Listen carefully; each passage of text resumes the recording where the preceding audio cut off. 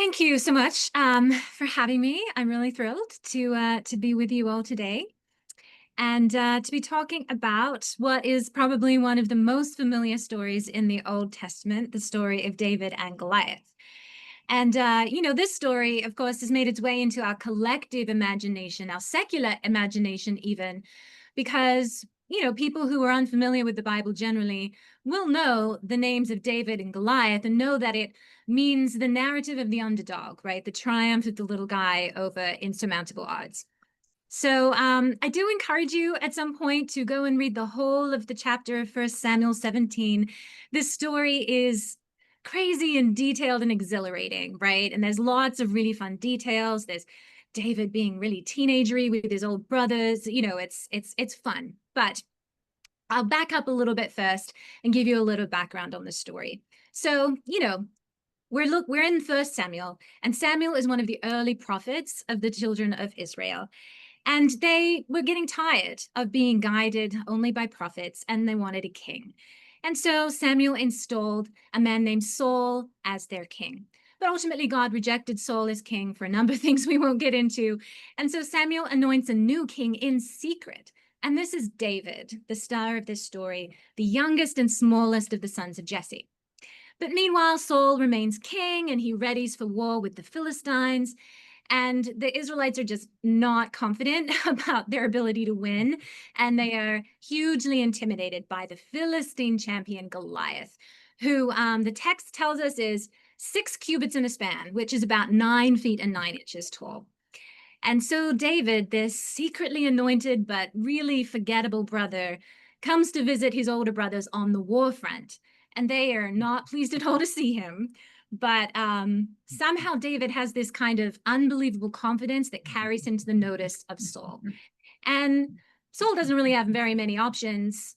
Nobody thinks that they can beat Goliath. So he lets David have a try. And David refuses to wear Saul's traditional armor and weapons because he tries them on and they're too big and he can't walk in them. And so he says, I can't wear these. So what he does is what we heard in the text today, he goes to the river. He has his sling and he gets 5 smooth stones from the river.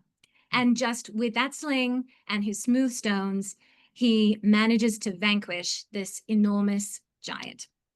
So as we look at the story through a Swedenborgian lens, we see that, of course, it's a metaphor for our internal life, right? Swedenborg looks at it through a faith lens and tells us that the Philistines represent faith separated from caring, right? The ways in which we try to separate our belief from the way we live our life. And that in particular, Goliath represents the conceit of self-intelligence, right? An inflated ego. And we can see how one kind of leads to another, right? And that when we try to crowbar apart the things that we know and the things and how we should live in relationship to others, then we're tempted to retreat further and further into our own self-righteousness and high self-opinion, right? And so that's how those things go together. And in fact, the more, value that we place on our thinking and on our intelligence or our beliefs rather than our living, then it's not surprising that a giant of self-centeredness will start to grow. And before we know it, only we can be right. Our ego demands that we must be right. And we've completely lost the humility and the reflective ability that is so central to a spiritual and loving life. And so that's how Swedenborg would see this story through a faith lens. And we can recognize that there are lots of varieties of mental and emotional Goliaths that keep us immobilized, right? That keep us centered in fear and ego. Lots of those giants of our internal landscape feel so big and loom so large over our thoughts and our feelings. And some of those might be our struggles with privilege or codependence or being judgmental or self-focused or defensive. A fear of vulnerability might be a Goliath for us, or the need to control other people. Just a few examples. I'm sure we can all think of things in our life that fit this bill. And what we learn from the story is that the answer is David, which, wow, David, the small, inconsequential shepherd boy who is picked on by his brothers. Well, sometimes our truest loves, our most cherished ideals, our lofty goals, our bleeding hearts, our desire to make a difference, they really do seem so small and ridiculous compared to the way the world works, right? How we're told it works. But those things, those depths of our hearts, those true north principles, they have a power that is different. The text will tell us about David's trying to convince Saul that he can fight Goliath. And he says, when I'm out in the field by myself looking after the sheep, there was a lion and then there was a bear, and I saved my sheep from those. I had the courage to vanquish this lion and this bear. He's like, I can do this, right? Those true north principles from the depths of our hearts, they will pull the sheep from the lion's mouth without a moment's hesitation. That kind of faith is powerful, but it's just a different kind of power. David had no use for Saul's armor or his sword. What he did have, though, was a staff, a sling, and his smooth stones from the river. And so what do those represent to us then? Well, the staff is what David leaned on. It's his reliance on God. It's the thing that kept him grounded and steady. And the sling represents our understanding, the ability to direct truth against ideas or tendencies that are harmful. But crucially, what do we put in the sling? We put smooth stones.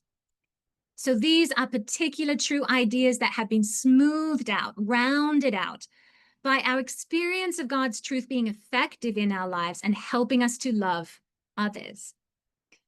We aim our sling toward things that are harmful, but not out of rage, and not with sharp stones that are designed to cut and bleed, but with smooth stones meant to dispatch the danger for the purpose of creating more space for love.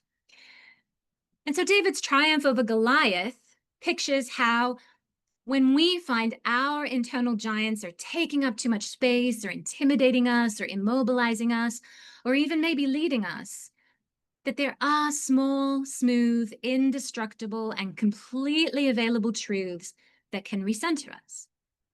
And those examples are going to be personal, but some of them might be the golden rule, do unto others as you would have them do unto you. They could be love your neighbor. They could be we are all made in the image of God. Blessed are those who mourn. The Lord is my shepherd. So many more that we might rely on. And it's the smoothness of the stones that's important, meaning that those truths that the stones represent must be anchored in goodness. Because a rough truth harshly applied might conquer a giant for a time or scare it away for a moment, but at what cost to our spirit? So I think of an example from my own life that might illustrate that. There was a time where I encountered a particular parenting challenge that I did not see coming at all. And of course, as I encountered that, an enormous Goliath of fear and overwhelm and self-recrimination rose up inside my heart and my mind. And I could have marshaled sort of sharp truths, sharp stones against myself to try to deal with that. Like, boy, you better get it together. Everyone's relying on you. Or you didn't foresee this, so you better fix this real quick. Or everything is chaos right now, so time to control every single detail. Those sort of things, they maybe have the tiniest grain of truth in them, but they were not going to be really effective for showing up in a way that was going to be helpful. Instead, I consciously tried to reach for the smooth stones, right? What was the smooth stone that would help vanquish my inner Goliath? And that smooth stone was, I'm just going to show up for my child. I love them. I'm here for them. And I'm going to just, in each moment, show up to the best of my ability and love them through this, right? And so that was a smooth stone that could anchor me and was effective at keeping my emotional Goliath at bay. And so a smooth stone like that, right, would show that, yeah, my responsibility was to take care of people, and in particular to take care of my child, but it kept in balance a kind of self-compassion that ended up allowing me to be able to actually center in what I was trying to do and be able to let the Goliath go. And so we see this reflected in the story, that David's sling could only be effective, his aim could only be true if the stone was smooth, right? We imagine a sharp, angular rock in a sling. It's going to get in its own way. A smooth stone is what has efficacy. And so, we always need the clarity of truth to be put against our giants, but without self-compassion, we're not going to do the difficult reflection that we might need to do to vanquish them in a healthy way. So that's the inner landscape of this story. And we can also see how it might now apply in a broader sense, how we might complete the circle and integrate this inner landscape with our relationship to the outer world. Because just as we have Goliath tendencies, habits, fears in our own minds, there are Goliaths to contend with in society and culture. Assumptions, prejudices, systemic injustices, ingrained inequalities, war, corruption, racism, and so much more. And I know that we can recognize this happening all around us, especially recently. And what this story teaches us is that these giants are not vanquished by also assuming might, or by being like uniquely clever or skilled and outwitting them. These giants are vanquished by being willing to go to the river and find those smooth stones, those key, elemental, inviolable truths that we can easily carry with us and give us the courage to stand forth day by day. Because David tried putting on Saul's armor and he could not walk in it. So we can't mimic cultural Goliaths that are perpetuating harm. We can't put on their trappings of earthly power or emulate their way of doing things, because then we'll just turn around and perpetuate harm in different ways. Nor can we use the weapons that Saul gave, because they're just going to be too heavy upon our souls and too difficult to carry. And plus, it was not actually skill so much in wielding the sling that was key. I mean, yes, David did need to know how to use it and use it well, but it was only a perfectly smooth stone that could be wielded by the sling in an effective way. And that is the choice that matters. Truth alone, a sharp stone, might seem like the perfect weapon, but it is not. The smoothness of a truth that is anchored in goodness and compassion, this is what can ultimately vanquish evil, and it is the only thing that can. So let's ask ourselves today, what are the principles that are guiding us as we confront our own giants, whether in our hearts and minds or in the world? Are these principles anchored in loving kindness, made smooth by the water of life, by the way that God's love flows toward us and in and around us? Because we have a long way to go, my friends. So let's put our smooth stones in our pockets and let them, with God's help, guide us forward. Amen. Thank you. Thank you very much, Shada. That was really beautiful. I really appreciate it on a number of levels. We open it up to a discussion, as you know, so we have a bit of a discussion.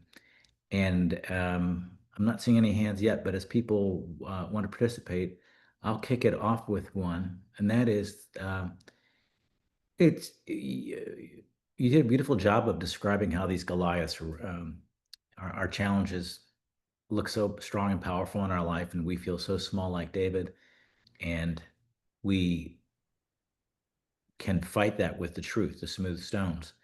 And then you gave some examples. What would you say to someone who says, I don't really know what my smooth stones are? Like, I don't have a go-to. I'm not raised in, I don't have any Bible verses that I know, or I know some, aphorisms, but I don't really know, like, where do I get the smooth stones? Or or do you have any examples of smooth stones that people might carry that don't have them? Yeah, I mean, I don't think of them as necessarily something that needs to be religiously or spiritually based, right? They can be, because oftentimes those things have deep meaning for us. But to determine what moves us, I think it is important to have quiet times where you can settle and see where our heart goes, right? Where is our heart leading us, and notice uh, what shape that takes. And then we can learn something about what gives us a grounding, right? What gives us meaning to our life. And we can say, oh, okay, this thing is important to me. It's taking up this shape of a smooth stone in my life. And it was interesting. I preached this earlier at my own church, and someone talked to me about the sermon and said they hooked into the idea that David was a shepherd, and that is a solitary life, right? That he was out there in the world and had enough solitude and quiet to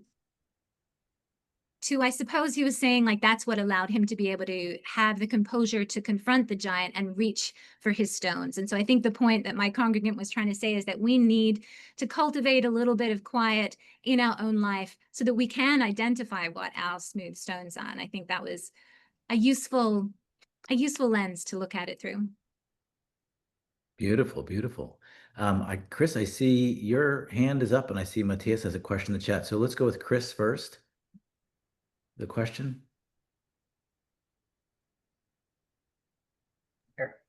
Okay.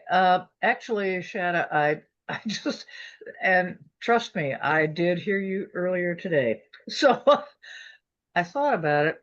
You know that for the last probably 30 years of my life, I've carried in my purse a smooth stone.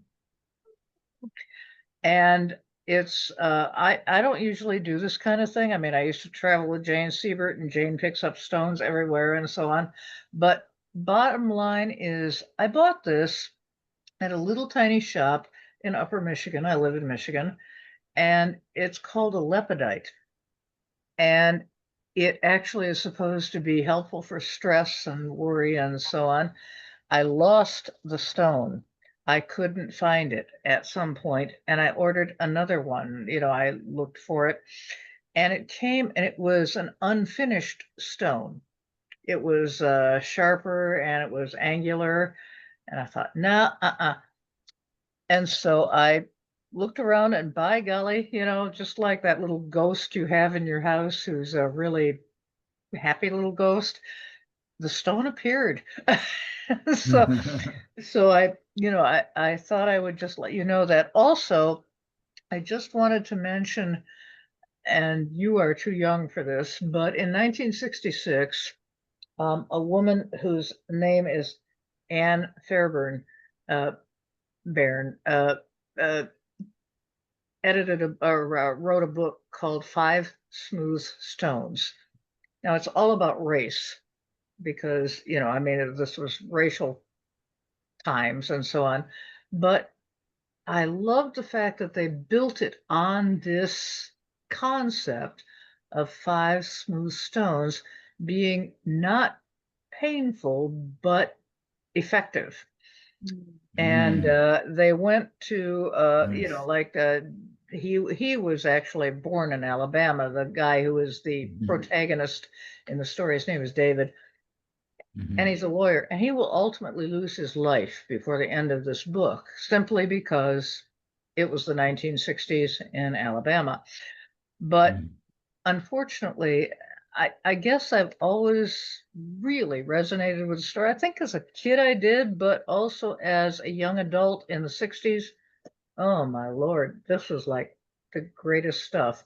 So thank you very much for two times giving me two different layers of how to deal with this and letting me just go back and just sort of hug my little purple stone here. Thanks, Chris. Thanks Yep. thanks for carrying your stone. The next question comes from Matthias.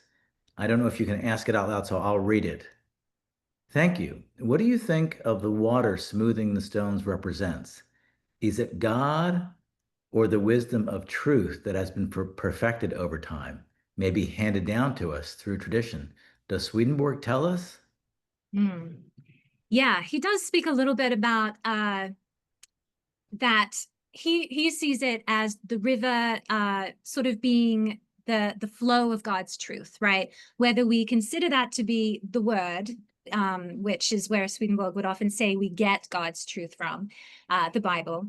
And so we're reaching into that to find those smooth stones. But I don't know if he talks about this specifically, but I think it is really key that it's the movement of water, it's the flow of it. And so I think what's implied from that it's the flow of our life that does the smoothing. It's our experience of life that recognizes how God's truth works and how it leads us to be able to love others better, because that's what truth is for. It doesn't have any other job. So that's how I think we would see the flow of the river, that we could see it specifically as places that we go to for spiritual truth or whatever we think God's word is, but also that we can see it as something that is affected by the flow of our life, and then to pay attention to our own experience. Wow, pay attention to the flow of life in our experience. That's a beautiful question, beautiful answer. Joy writes into the chat that she also carries a stone that says, be still on it. So a lot of folks resonate with this message. A question from Robert McCluskey. Thank you. It's not so much a question as a comment. Can you hear me? Okay, good. Matthias asked the question that I was about to answer. In little Swedenborgian trivia, for Swedenborg, and my favorite parable is the wedding at Cana, because it has the stone jars and the water and then the wine. Stone represents natural truth or memory knowledges. We call it facts and information, the kind of thing that Philistines were in love with. And water represents spiritual truth, or truth married, joined to goodness, which is what we're getting here. And it's, as Shada pointed out, the smoothness represents a kind of goodness. I write down gentleness, as opposed to a rough and harsh truth. And this brings to mind another Swedenborgian take on Ishmael and Isaac. Ishmael representing natural truth. He's harsh, he's argumentative, he wants to win all the time, or the characteristics of Ishmael. And then Isaac comes along as more gentle and open to hearing things. So this the waters representing spiritual truth smooth out all the natural truths and facts and information that we possess. And as Shada pointed out, it need not be overtly religious, but we have many truths that we carry with us, that we rely on over time. And as we can join those truths with a sense of goodness and caring, they become smoother and smoother and more effective in our lives. So just a little bit of correspondence there that I was inspired by. Thank you, Shada. Thank you, Robert. Thank you, Robert. Anyone else with a question?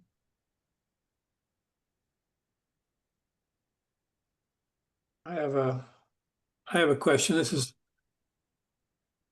Can you see me? Yeah. Yeah. So Shada, I'm kind of interested in not just in the smooth stones, but in David here.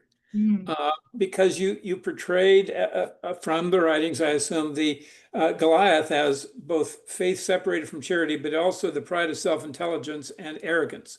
So I'm trying to think, well, David must be sort of the antithesis of that. And so he must be humble and he must be faith combined with charity. But this isn't the David we necessarily have come to know and love through the story of David's life in the scriptures. And indeed, even in this, he's pretty full of himself after killing the lion and the tiger. So he's boasting of his ability to do this. So I'm just curious how you sort of fit that together with the overall story.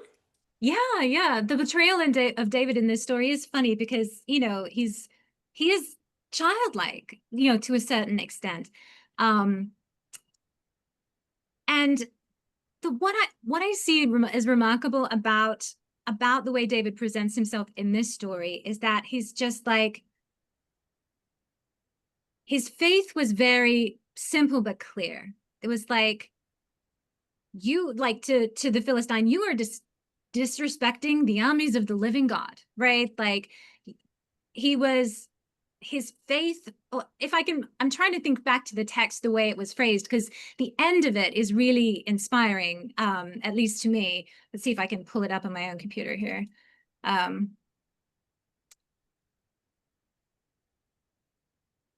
Let's see. You have come against me with sword and spear and javelin, but I come against you in the name of the Lord God Almighty, right? And this day the Lord will deliver you into my hands. Like, I think there's a kind of very pure confidence there, right? Where we learn about, it's just so clear, right? The sword and the spear and the javelin, what do they do for us? Like, that is power of the wrong kind. But when we approach our life and other people, right, in the name of the Lord Almighty, right, which means, with the character of God, which is, of course, divine love and wisdom, then, what can really go against that, right? There's a kind of pure, childlike, innocent faith that that David seems to be embodying in this text. And so what I take from that is that it's okay for our smooth stones to be simple. I know I have a tendency where I kind of like, oh, if it's more complicated, it's better. It means I'm smarter or whatever, but that's going in the wrong direction. Our smooth stones can be super simple, and in fact, it's better if they are, because they will cut through all the rest of the stuff. We keep them simple and they can anchor us. And I think there's something that connects the simplicity and youngness of David with the simplicity of what kind of smooth stones are really helpful for us. Thanks, that's helpful. Mm-hmm. Malcolm? Yes, it seems to me that the figure of Goliath in a way represents the hollowness of many of the things that we fear. We have the sense that his vision isn't very good. He has to be led by somebody. Given his enormous size, he's obviously undergone abnormal growth. He moves slowly, and he's faced with an adversary who has a lethal weapon and who can stand off at a distance and destroy him. So his seeming fearsomeness evaporates the way very often in our lives, large fears tend to evaporate when we really confront them. Yeah, I think that's a very helpful way to view it. I mean, Goliath really was large, but we hear a lot in the story about the way that the Israelite army kept building up the danger in their minds. Like, it just got worse and worse every day, that he was challenging them. I think there's truth in that. Great. Well, I think we've had a chance to ask our questions today. And I was just struck by Tom's thoughts about David. And I think sometimes we confuse spirituality with meekness, that we've always got to be, not confident or, have any self-confidence. And I think, sometimes we're called to have that. So I thought that was a really interesting point. I loved your response to it. Shada, you did a fantastic job for us today and provided great wisdom. And the competition for the Holy City continues with your great preaching today. You'll move, Rich. Thank you, Shada.